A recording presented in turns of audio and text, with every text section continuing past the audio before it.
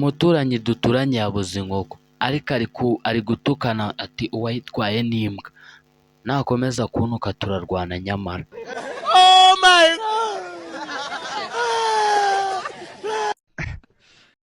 Abakobwa b'iki gihe niba ujya kumva ngo ndi kwirira inyoroshyamabuno, none se muko urarya inyoroshyamabuno nayo ugira wagera wicariye gome?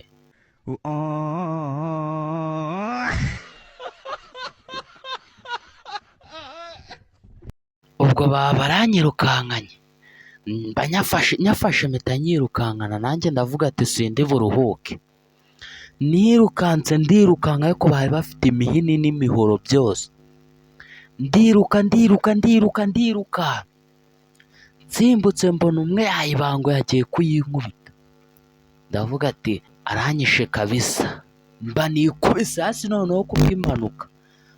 Arangije abarambwira ati mpereza hano vuba, ndangije ndavuga ati ndekura cyangwa se nkanguke twese tuyahobe. Iwacu nta muntu wigeze yiyahura, iwanyu bariyahuye se? Ngo fete amaso y'inyana, nta soni nawe ugashinyika, amaso y'inyana se wayakura he? Kobwa b'iki gihe mwigize ibiki?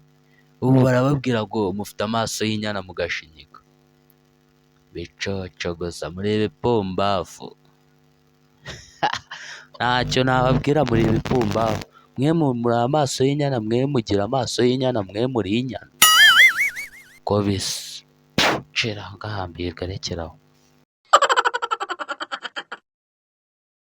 Umwuzukuru wanjye yasanze ndi kumwe na mama we mu gikoni, tuba tuvuye mu gikoni tujya mu cyumba, umwuzukuru we asanga ndi kumwe na mama we mu cyumba, arangije asohoka n'umutima mwiza nta muntu avugishije, ahita agenda ajya aho papa we yicaye, arangije aramubwira ngo ngwino urebe ibintu biri kubera mu rugo.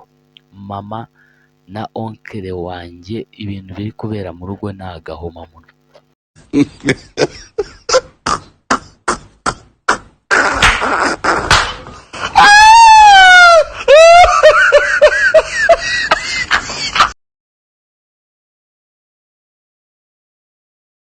Ma, wangurishirije cya kibanza hari kuzama nkikinira ikiryabarezi.